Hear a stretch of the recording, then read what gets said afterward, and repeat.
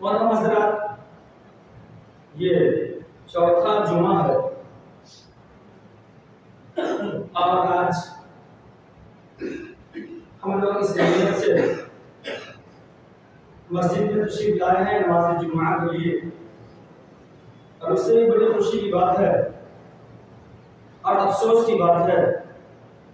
خوشی یہ ہے کہ ہم اور آپ آج کی تاریخ میں الوداع کی نماز کی ادائیگی کریں گے، اور افسوس اس بات کی ہے کہ نہ جانے پھر آنے والا سال، آئندہ سال ہم اور آپ ہو یا نہ ہو، اب یہ مبارک مہینہ ہمیں اور آپ کو نصیب ہو یا نہ ہو، مگر امید خداوند قدوس کے ذات مقدسہ سے ہے، اور دعا ہے کہ اللہ تبارک و تعالیٰ مکرمین بھائیوں کو بار بار ماہ رمضان المبارک کے مہینہ کو دیکھنا، روزہ رکھنا، عبادت و ریاضت کرنا ہم لوگ قسمت میں نصیب عطا فرمائے۔ آج کچھ لوگوں کا سوال پیدا ہو سکتا ہے کہ کیلنڈر میں ہم نے دیکھا، اخبار میں ہم نے دیکھا کہ 30 رمضان المبارک اگلا جمعہ ہے، 30 رمضان المبارک اگلا جمعہ ہے، یعنی 20 تاریخ انگریزی اور 21 کو ہو سکتا ہے کہ ہم لوگ نماز عید الفطر کی ادائیگی کریں۔ تو یہ پھر آج الوداع کیوں، کیسا؟ تو یاد رکھیے گا، ایک جملے میں میں کہہ کے آپ سے رخصت ہو جاؤں، ماہ رمضان المبارک کے مہینے میں جتنا جمعہ ہے آتا ہے اور آئے گا، سب کی فضیلت ایک ہے، سب کی فضیلت ایک ہے، سب کی اہمیت ایک ہے۔ تمام ماہ رمضان المبارک کے جمعہ میں جو اللہ تبارک و تعالی نے فضیلت، برکت، رحمت رکھی ہے، وہی فضیلت آج بھی ہے، اور وہی فضیلت اگر ہمیں اور آپ کو ماہ رمضان المبارک کے مہینے میں ایک اور جمعہ مل گیا، ہمارے اور آپ کے لیے یہ خوش قسمتی ہے، اور اس کی فضیلت وہی ہو۔ اب یہ سوال بنتا ہے کہ الوداع کیوں؟ میں یہ بات اس لیے کہہ رہا ہوں، ہمارے عوام الناس میں یہ بات مشہور ہے الوداع، اور وہ یہ سمجھتے ہیں کہ اس کی بہت فضیلت ہے، مگر ایسا کچھ نہیں۔ میں نے جو بات کہی کہ رمضان المبارک میں جو 3 جمعہ گیا ہے، جتنی فضیلت، اہمیت، برکت اس جمعہ میں تھی، جمعہ کو پڑھنے میں، وہی فضیلت آج بھی ہے۔ ہو سکتا ہے کہ بعد والی جمعہ بھی ہمیں وقت ہوئی، مگر ہم نے الوداع اس لیے کہا، الوداع کہا جاتا ہے، مادری زبان میں کہیں، اپنی زبان میں کہیں تو ودا ہونے کو، رخصت ہونے کو ہے نا، رخصت ہونے کو ودا، یعنی کہ ہم لوگ کہتے ہیں نا ودا۔ تو الوداع یعنی کہ رمضان ہم سے ودا ہو رہا ہے، رخصت ہو رہا ہے، تو آج ہم اور آپ الوداع کی نماز کی ادائیگی کے لیے تشریف لائے ہیں۔ اگر 29 کا چاند ہوا تو جمعہ کے دن عید الفطر کی نماز کی ادائیگی ہوگی، اگر 30 کا چاند ہوا تو ایک جمعہ ہمیں اور آپ کو پڑھنے کا اور ماہ رمضان المبارک کی فضیلت، اہمیت، برکت کو حاصل کرنے کا موقع اور ملے گا۔ بات سمجھ میں آ گئی؟ اب کل سے لے کے آج تک کم سے کم 50 کو تو ضرور آیا ہوگا اس مدعا پہ کہ الوداع پڑھیں۔ ان کا منشا یہ ہے، یعنی یہ بہت افضلیت برکت ہے جی میں اللہ نے ماہ رمضان المبارک کے مہینے میں جو جمعہ کو فضیلت بخشی ہے، وہی الوداع کی جمعہ کو بھی فضیلت۔ درود شریف پڑھیں، اللہم محمد صلی اللہ علیہ وسلم، محمد صلی اللہ علیہ وسلم، صلاۃ و سلام علیک یا رسول اللہ صلی اللہ علیہ وسلم۔ ہم اور آپ تیسرے عشرہ میں چل رہے ہیں، تیسرے عشرہ میں چل رہے ہیں. اللہ تبارک و تعالیٰ نے رمضان کے پہلے عشرہ کو یعنی 10 کو ایک عشرہ کہا جاتا ہے، 1 سے 10. تو 10 پہلے عشرہ میں اللہ نے رحمت رکھی ہے.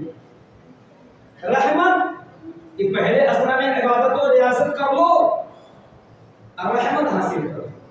دوسرے عشرہ میں اللہ نے برکت رکھی ہے، اور تیسرے عشرہ میں اللہ تبارک و تعالیٰ نے اپنے بندوں کے لیے یہ انعام و اکرام رکھا ہے کہ عبادت و ریاضت کرو تاکہ تم جہنم سے نجات پاؤ، تمہاری مغفرت ہو پائے. تیسرے عشرہ میں اللہ نے اپنے بندوں کے لیے مغفرت رکھا ہے. معلوم خوشی کی بات یہ ہے کہ ماہ رمضان المبارک کے مہینے میں اسلام کا جو پہلا جنگ ہوا تھا، جنگ بدر، وہ کوئی اور مہینہ نہیں تھا، وہ ماہ رمضان المبارک کا مہینہ ہی تھا. جب آپ سنیں گے تو دنگ ہو جائیں گے. آج ہم خوف زدہ ہیں، آج ہم ڈرے ہوئے ہیں، آج ہم سہمے ہوئے ہیں، اور یہ کہتے ہیں اپنی زبان کو خاموش رکھو، اس لیے ہماری تعداد کم ہے. قسم خدا کی قرآن مجید 4 پارہ صفحہ نمبر 5 کو آپ کھول کر کے دیکھیے، اس کو پڑھیے، اس کا معائنہ کیجیے تو آپ کو پتہ چلے گا کہ جب دشمنان اسلام نے جب نبی پاک صلی اللہ علیہ وسلم اور مذہب اسلام کے چاہنے والوں پر جب ظلم و ستم کا پہاڑ توڑا تو اللہ تبارک و تعالیٰ نے حکم دیا، اے حبیب اب آپ مت رکیے، آپ ان سے مقابلہ کیجیے، آپ ان سے جنگ کیجیے. اور معلوم ہے آپ کو یہ اللہ کی طرف سے حکم تو ہوا. 17 رمضان المبارک کی تاریخ میں جنگ بدر کی پہلی لڑائی، اسلام کی پہلی لڑائی 17 رمضان المبارک میں جنگ بدر واقع ہوا. ادھر مسلمانان اسلام 313 کی جماعت میں تھے، 313 کی جماعت میں، اور ادھر سے کفار مکہ 1000 تعداد سے زیادہ کثیر تعداد میں لوگ آئے تھے. 1000 سے زیادہ تعداد میں گھوڑے، اونٹ اور وہ تمام ساز و سامان تھے. ادھر 313 لوگ جو گئے تھے وہ صرف 4 گھوڑا تھا، 4 سواری تھی. کبھی وہ بیٹھتے کچھ دور جاتے، کبھی وہ اترتے کچھ دور وہ بیٹھتے. یعنی کہ یہ دیکھیں اسلام کے اندر جو غریبیت اس وقت تھی لوگوں میں. اب وہ تلوار جس کو اگر کسی کو مارا جائے تو بال باقا نہ ہو، اس ٹائپ کا 2-4 لوگوں کے پاس وہ تلوار تھی. مگر تلوار میں دھار ہو یا نہ ہو، 313 نبی پاک کی جماعت کے ساتھ چل رہے ہیں. ادھر کھانے پینے کا ساز و سامان بھی ہے، وہ لاکھوں لشکر بھی ہے، اب وہ تمام سواریاں بھی ہیں، وہ ہزاروں کی تعداد میں ادھر سے آ رہے ہیں. ان کا مقابلہ کرنے کے لیے مدینہ منورہ سے بھوکے پیاسے، کبھی پیدل کبھی تھوڑی دیر سواری پہ سوار ہو کر کے یہ جا رہے ہیں. 313,000 لوگوں سے 1000 لوگوں کے سامنے مقابلہ کرنے کے لیے وہ جانتے تھے کہ وہ ان کے پاس لاکھوں لشکر ہے، وہ جانتے تھے ان کے پاس کھانے پینے کا انتظام ہے، وہ جانتے تھے کہ ان کے پاس دنیاوی طاقت و قوت ہے. مگر وہ یہ بھی جانتے تھے ہمارے پاس تلوار میں دھار نہیں ہے، ہمارے پاس سواریاں نہیں ہیں، ہمارے پاس وہ تعداد نہیں ہے. مگر اللہ کے رسول نے اور اللہ تبارک و تعالیٰ نے جو ایمان دیا تھا وہ پختہ ایمان لے کر کے وہ نکلے تھے، وہ پختہ ایمان لے کر کے نکلے تھے. یہی وجہ ہے کہ 313 لوگ 1000 لشکر میں بھاری ہوئے، 1000 لشکر پر بھاری ہوئے تو طے کیے، 70 لوگوں کو فی نار جہنم کیا اور 70 لوگوں کو گرفتار کر کے مدینہ منورہ میں لے کر کے آئے. یہ کون طاقت تھی؟ یہ کوئی دنیاوی طاقت نہیں تھی، یہ مال و اسباب کی طاقت نہیں تھی، یہ سواریاں کی طاقت نہیں تھی، یہ تیغوں اور تلوار کی طاقت نہیں تھی. یہ طاقت تھی، یہ نور محمدی اور ایمان والی طاقت تھی. آج ہمارے اندر اگر ایمانی جذبہ پیدا ہو، آج ہمارے اندر ایمانی طاقت اگر پیدا ہو جائے، آج ہمارے قوم کا ایک بچہ 1000 لوگوں پہ بھاری ہو. مگر افسوس، سب افسوس کہ کہ آج ہمارا ایمان کمزور ہے، آج ایمان ہمارا کمزور ہے، ہم نماز سے دور ہیں، ہم عبادت سے دور ہیں، ہم تقویٰ سے دور ہیں، ہم پرہیزگاری سے دور ہیں، ہم مساجد و مدارس سے دور ہیں۔ یہی وجہ ہے کہ آج ہم لاکھوں کی تعداد میں بھی وہ چند جنگلی جانوروں کے سامنے جھک جاتے ہیں، وہ چند جنگلی جانوروں کے سامنے جھک جاتے ہیں۔ یہ ہماری بدنصیبی ہے، یہ ہماری کم نصیبی ہے۔ اگر آج بھی ہمارے اندر وہ ایمانی جذبہ پیدا ہو جائے، وہ عشق نور محمد کو اپنے سینے میں بسا لیں، کیا مجال مذہب اسلام کے چاہنے والوں کو کوئی جھکا سکے؟ میرے دوست، وقت کی درامگیر ماہ رمضان المبارک کے مہینے میں 17 رمضان المبارک کو جنگ بدر ہوا تھا، اور 70 لوگ فی نار جہنم ہوئے، 70 لوگ گرفتار ہو کر کے مدینہ آئے۔ یہ 313 لوگوں، ایمان والے لوگوں کی طاقت و قوت تھی جس نے غلبہ پایا۔ ہمیں بھی ضرورت ہے۔ المختصر میں نے قرآن مجید کی آیت کریمہ کی تلاوت کی، اقیموا الصلاۃ وآتوا الزکاۃ۔ اللہ فرماتا ہے کہ تم نماز پڑھو اور زکات کی ادائیگی کرو، نماز پڑھو اور زکات کی ادائیگی کرو۔ حضرت عبداللہ بن مسعود رضی اللہ تعالیٰ عنہ فرماتے ہیں کہ جو لوگ زکات دیتے ہیں اور نماز کی ادائیگی نہیں کرتے، وہ نہ ہو کہ اللہ تبارک و تعالیٰ اس کی عبادت کو قبول نہ کرے، اس کی عبادت و ریاضت کو، اس کی زکات کو قبول نہ کرے۔ اور یاد رکھیے گا، یہ ماہ رمضان المبارک کی فضیلت یہی تو ہے۔ یہ قرآن جو ہمیں ملا، وہ رمضان المبارک کے مہینے میں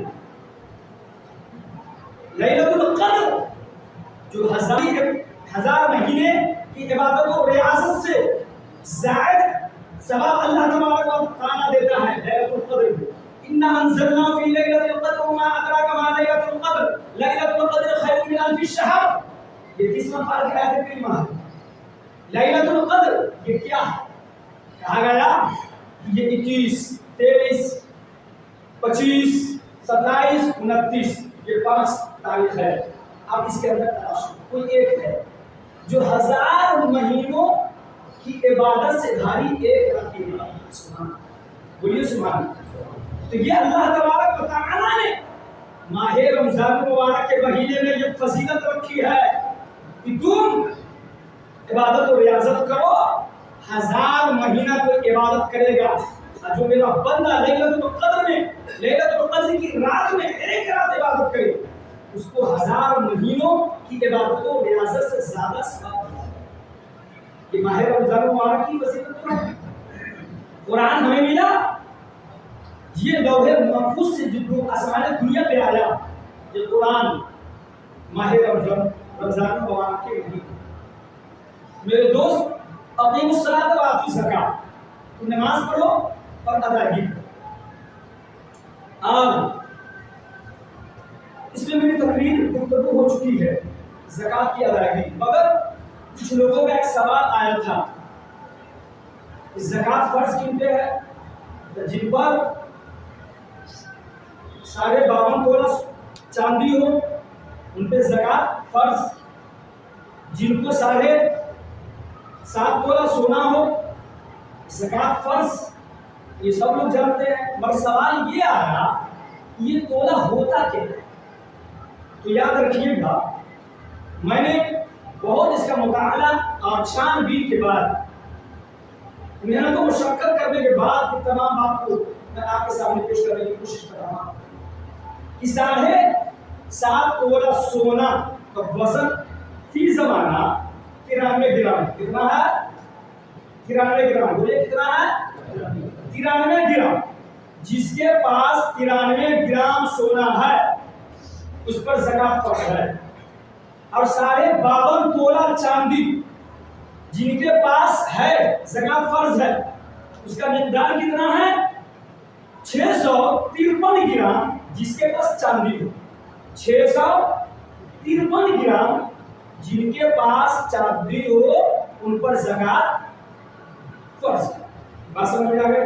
653 گرام تو چل رہا ہے نا، 53 گرام 653 گرام جن کے پاس چاندی ہو یعنی وہ سارے دعوت بولا چاہتے ہیں، جن کے پاس 93 گرام سونا ہو یعنی وہ سارے 7 تولہ سونا ہے، تو 7.5 تولہ سونا کی قیمت ابھی تقریباً 15 لاکھ کے قریب ہے۔ کچھ سونا بھی ہے، کچھ چاندی بھی ہے۔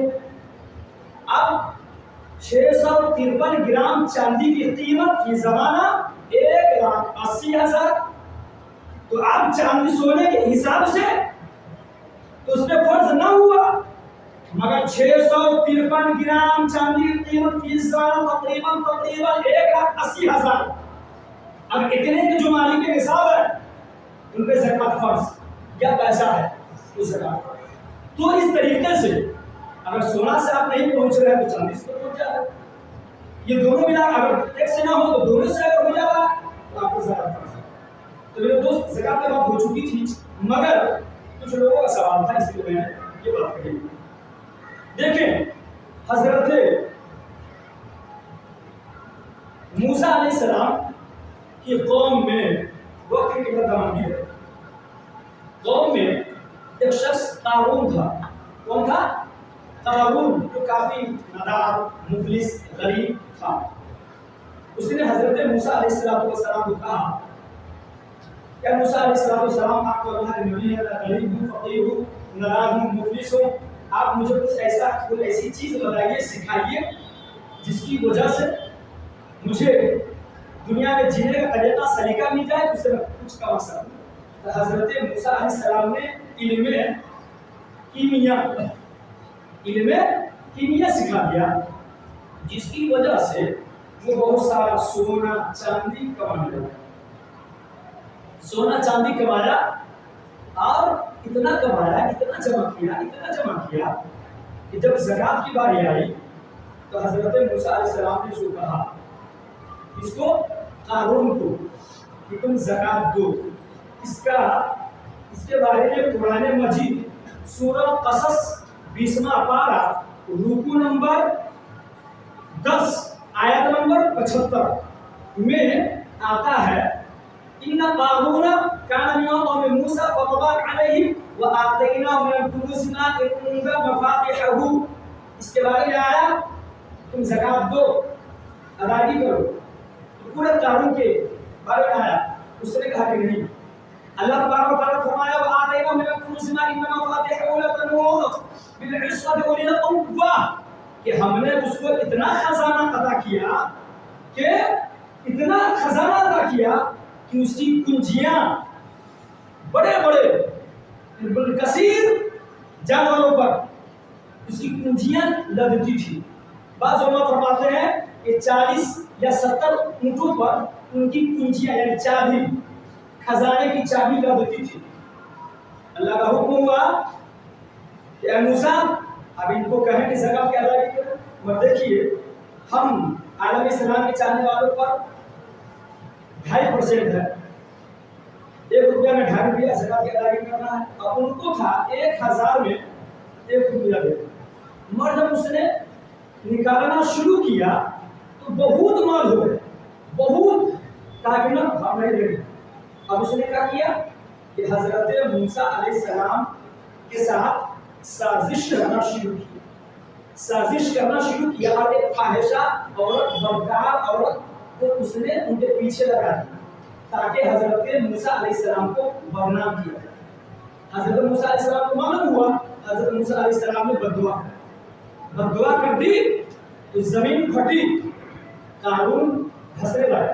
اب اس نے کہا کہ دیکھو موسیٰ علیہ السلام ہمارا مال ہڑپنا چاہ رہے ہیں، اس لیے انہوں نے ہمیں زمین میں دھسا۔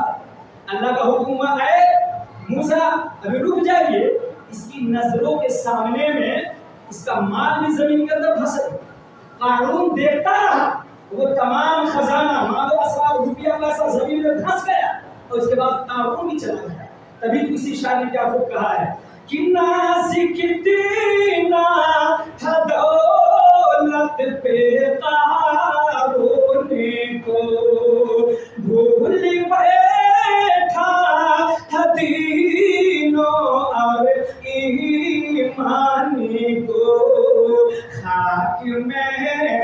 مل گئی اس کی دولت سبھی ایسی دولت کا کوئی بھروسہ نہیں